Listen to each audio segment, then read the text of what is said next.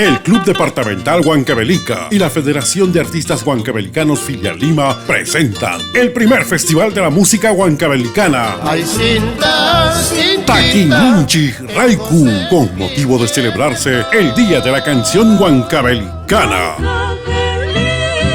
Sí, por primera vez en Lima, toda una constelación de artistas huancavelicanos nos engalanarán con todo lo mejor de su amplio repertorio musical huancavelicano. Este sábado 24 de mayo a partir de la 1 de la tarde en adelante.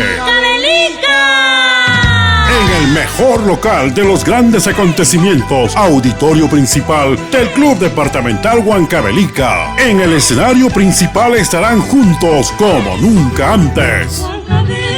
María Cristina Zubilete, La Julca Marquinita, Victoria Gamboa,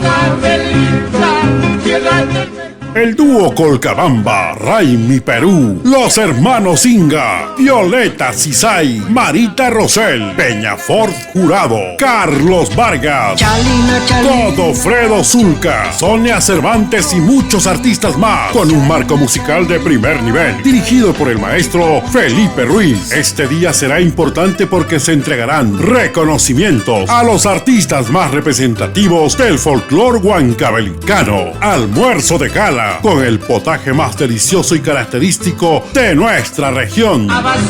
Gaseosas y bebidas al gusto de los asistentes. ¡Feliz Día de la Canción Huancavelicana! Taquiminchi Raiku. Ven y participa con nosotros este sábado 24 de mayo en el local del Club Departamental Huancavelica. Cito en la avenida Alejandro Tirado, número 138, Santa Beatriz, Lima, a unos pasos de Panamericana Televisión. Los esperamos en la casa de todos los huancavelicanos.